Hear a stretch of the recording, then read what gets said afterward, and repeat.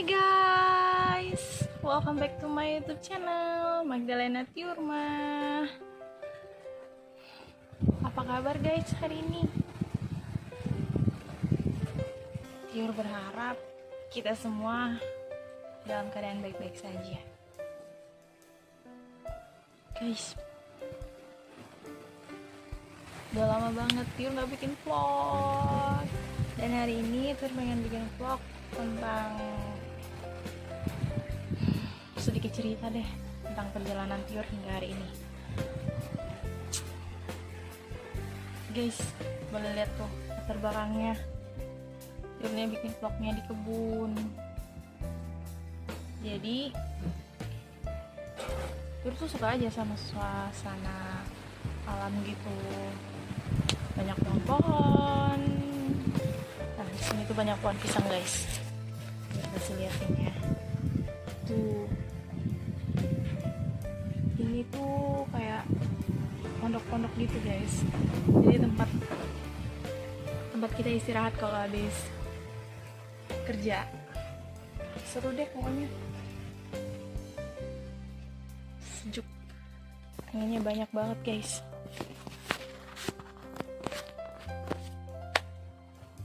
Nah, jadi setelah hampir setahun Tiur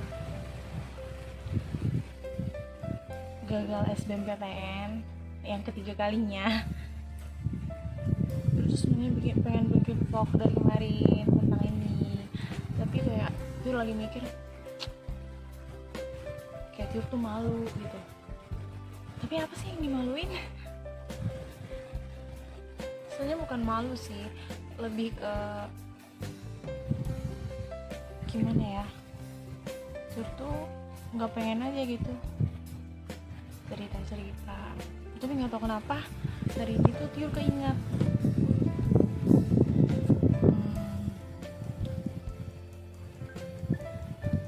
karena Tiur lihat tuh di medsos, di Instagram, di TikTok tuh udah banyak gitu kan yang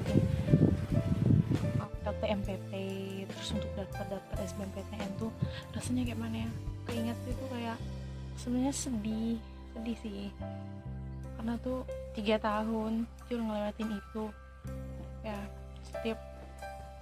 Setiap lihat itu tuh kayak bilang gimana ya, kenapa sih aku tuh kayak nggak bisa. Jadi tapi dari segi positifnya Tiur sebenarnya ya harus tetap bersyukur sih, karena Tiur masih punya kesempatan untuk berjuang, untuk bisa melewati masa-masa itu. 3 tahun tuh bukan hal yang mudah buat kita lewatin, buat Tiur lewatin khususnya. Tahun pertama Tiur lulus SMA, jadi Tiur tuh sebenarnya nggak punya planning mau kemana-kemana. Cuman gak tau kenapa setahun terakhir Tiur pengen banget tuh sekolah di jurusan hukum, dan itu benar-benar mepet banget waktu belajarnya dari lulus SMA kan April kalau nggak salah ya, bulan April atau bulan Maret, akhir Maret gitu ini kalau nggak salah waktu itu. Jadi terus udah daftar, tinggal ikut tes. Nah itu mau belajar tuh pokoknya kayak bingung banget gitu, karena aku dari IPA terus ngambil yang soshum. Nah di situ aku harus belajar lagi dari awal tentang pelajaran IPS, kan ada geografinya, ada sosionya, ada ekonominya. Nah di situ tuh kayak gimana, aku tuh harus benar-benar belajar banget gitu. Tapi ya gitu deh, aku sempat berharap aku tuh bisa lolos, bener-bener optimis banget, karena sebenarnya aku tuh juga nggak tahu kayak mana sistemnya. Jadi secara SBMPTN itu kan seluruh Indonesia itu di ranking lagi. Jadi itu aku benar-benar optimis aku bisa lolos. Dan pas ngerjain tuh soalnya, kebetulan waktu tahun pertama aku ikut SBMPTN itu masih UTBC. Ini kan banyak kesulitan sih, tapi aku tetap percaya diri. Dan tes selesai, aku tunggu, kalau nggak salah itu bulan Juli baru pengumuman SBMPTN. Pas dari sini, kebetulan aku tinggalnya di desa, jadi di sini tuh kalau akses kayak gitu agak susah. Jadi pas aku buka dari HP nggak bisa. Terus aku WA lah ke abang kan kebetulan tinggalnya di kota.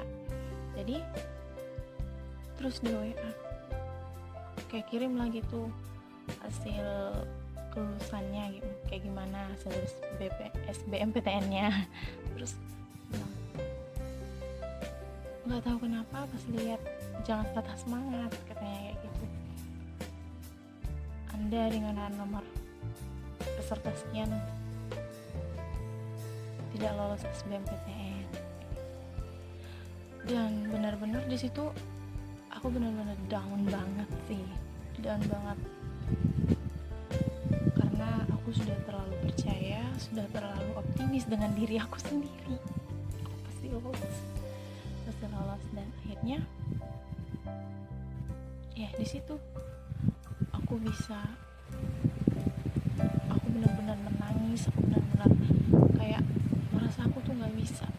Kenapa sih aku nggak bisa? Secara aku cuma bisa ikut SBMPTN. Nah kebetulan di SBMPTN itu bisa ikut jalur bidik misi. Kebetulan waktu itu cuman itu yang teori ikut, karena SNMPTN pure nggak lolos. Emang bukan nggak lolos karena udah ikut apa gimana, cuman isi nilai awal aja pas mau divalidasinya itu nggak lolos. Dan di situ aku tuh benar-benar merasa udah benar-benar kayak gagal banget gitu, gagal banget, karena nggak tahu kenapa gagal SBMPTN itu kayak udah gagal segalanya gitu buat aku. Lumayan lama sih untuk aku menerima hal itu, karena ya saking optimisnya aku pasti lolos, aku bisa lolos. Dan itu sih, kita itu boleh optimis sama diri kita, tapi kita juga harus mempersiapkan diri kita ketika kita gagal dalam suatu hal yang kita inginkan. Jadi kita harus siap menerima, kita harus lapang dada, kita harus bisa bangkit lagi untuk berjuang, untuk melewati kegagalan kita yang pertama, untuk melewati kegagalan selanjutnya dan menuju kesuksesan. Ya, disitu Jur mikir itu tahun pertama kok, Jur harus bisa ikut tahun kedua, karena SBMPTN itu 3 kali kesempatannya. Terus semangat belajar gitu, semangat terus sampai akhirnya ya Jur bisa melupakan kegagalan Jur pertama kali, gagal SBMPTN ini. Terus Jur belajar lagi, Jur optimis lagi, Jur membangun percaya diri. Itu susah memang, membangun percaya diri itu susah, sangat susah, tetapi Jur lakukan supaya Jur bisa bangkit, supaya Jur bisa membuka hati Jur untuk bisa semangat lagi untuk belajar.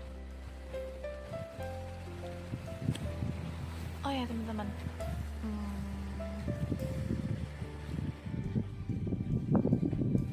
ini durasinya udah kelamaan, udah hampir 10 menit. Jadi cerita selanjutnya lanjut part 2, karena kalau dibahas sampai habis panjangan guys, panjangan ntar, soalnya Tiur mau lanjut kerja di kebun. Oke guys, jangan lupa di like, comment, share, and subscribe-nya ya. Thanks for watching my video. Terima kasih udah nonton, semoga memotivasi. See you.